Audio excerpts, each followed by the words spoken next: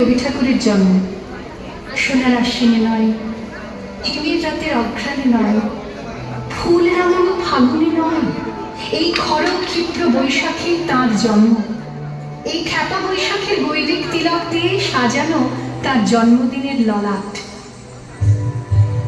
বৈশাখে প্রকৃতির নতুন জন্ম, আমাদেরও নতুন জন্ম এই বৈশাখে, 25শে বৈশাখে, রবি ঠাকুরের জন্মদিনে। দেখতে হয় ক্যালেন্ডার, জিজ্ঞেস করতে হয় না তারিখটা কবে।